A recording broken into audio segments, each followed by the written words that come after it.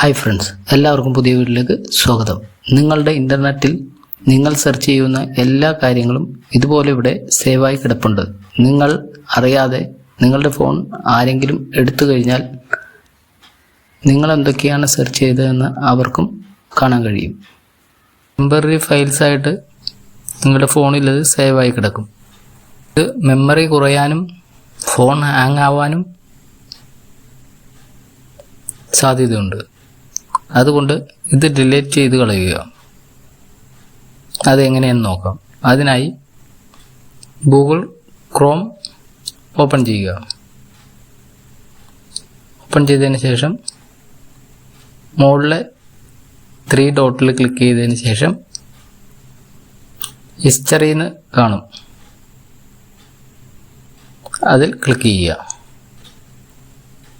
അപ്പോൾ ഇതുപോലെ ഇവിടെ നിങ്ങൾ സെർച്ച് ചെയ്തെല്ലാം ഇതുപോലെ കാണാൻ പറ്റും. ഞാൻ ഒരുപാട് പോകുന്നില്ല.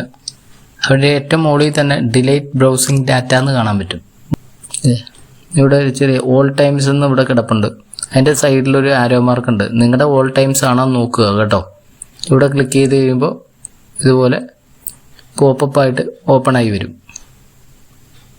അപ്പോൾ ഇതുപോലെ last 24 hours, last 7 days, last 4 weeks, അതിൽ ലാസ്റ്റ് കിടപ്പുണ്ട് ഓൾ ടൈം എന്നുള്ളത്. അത് സെലക്ട് ചെയ്ത് കൊടുക്കുക.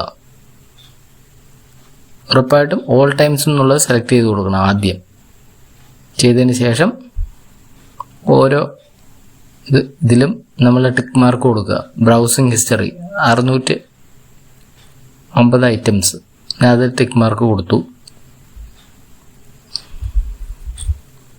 Cookies and site datas,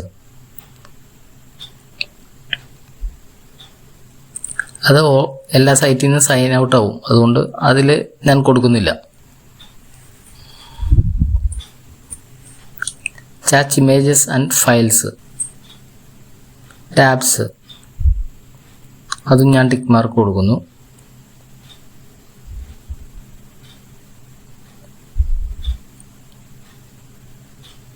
saved passwords, അതിന് ഞാൻ ടിക്ക് മാർക്ക് കൊടുക്കുന്നില്ല. വേറെ ഒന്നും ഞാൻ ടിക്ക് മാർക്ക് കൊടുക്കുന്നില്ല. ഡിലീറ്റ് ഡാറ്റ കൊടുക്കുകയാണ്. കൊടുത്തപ്പോൾ ഇതുപോലെ ഒരു പോപ്പപ്പ് വന്നിട്ടുണ്ട്. യൂട്യൂബിൻ്റെ ഹിസ്റ്ററി പോവാതിരിക്കാൻ അതിലെ ടിക്ക് മാർക്ക് ഒഴിവാക്കിയതിന് ശേഷം ഡിലീറ്റ് കൊടുക്കുന്നു.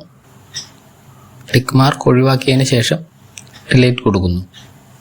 ഇപ്പോൾ നമ്മുടെ ഫോണിലെ എല്ലാ ടെമ്പററി ഫയൽസും ഡിലീറ്റ് ആയി. ഫോണിൻ്റെ പെർഫോമൻസും കൂടുന്നതായിരിക്കും. വീഡിയോ ഇഷ്ടപ്പെട്ടെങ്കിൽ ലൈക്ക് ചെയ്യുക, സപ്പോർട്ട് ചെയ്യുക, സബ്സ്ക്രൈബ് ചെയ്യുക. Thanks for watching.